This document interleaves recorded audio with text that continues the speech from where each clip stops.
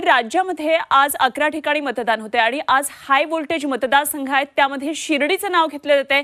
शिर्डीमध्ये देखील प्रतिसाद आता उमेदवारांचा मतदारांचा मिळू लागलेला आहे। आढावा घेतला आमचे प्रतिनिधी कुणाल जमदाडे यांनी। शिर्डी लोकसभा सार्वत्रिक निवडणुकीच्या मतदान प्रक्रियेला सुरुवात झाली आहे। आपण आता शिर्डी लोकसभा मतदारसंघामधील साईनाथ विद्यालय शिर्डी या ठिकाणी आहोत। या ठिकाणी आपण दृश्यामध्ये बघू शकतो मतदार जो आहे तो मतदान करण्यासाठी रांगेमध्ये उभा आहे। शिर्डी लोकसभा मतदारसंघामध्ये जवळपास 8000 कर्मचाऱ्यांची नियुक्ती करण्यात आली आहे। त्याचबरोबर मोठ्या प्रमाणामध्ये पोलिसांचा फौजफाटा देखील तैनात करण्यात आलेला आहे। जवळपास शिर्डी लोकसभा मतदारसंघामध्ये 16,72,250 मतदार हे मतदाराचा हक्क बजावणार आहे। मागील काही दिवसांपासून शिर्डी लोकसभा मतदारसंघामध्ये तिरंगी लढतीमध्ये मोठ्या प्रमाणात तीनही पक्षाचा प्रचार सुरू होता।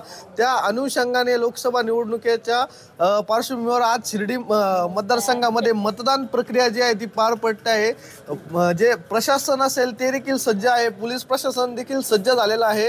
जवळपास 8000 कर्मचारी हे या ठिकाणी पोलीस बंदोबस्त करत आहे आणि या ठिकाणी निवडणुकांच्या अनुषंगाने पोलीस बंदोबस्त असेल किंवा प्रशासकीय बंदोबस्त असेल या ठिकाणी असल्याचं बघायला मिळत आहे। मतदारांनी सकाळी 7 वाजल्यापासूनच या ठिकाणी रांगेमध्ये उभं राहण्यास मतदान करण्यास गर्दी केली आहे। जवळपास 17,72,250 मतदार हे आज मतदाराचा हक्क बजावणार आहे। मतदार राजा कुणाला कौल देतो हे पाहणं आता महत्त्वाचं ठरणार आहे। कुणाल जमदाडे, झी 24 तास, शिर्डी, अहमदनगर।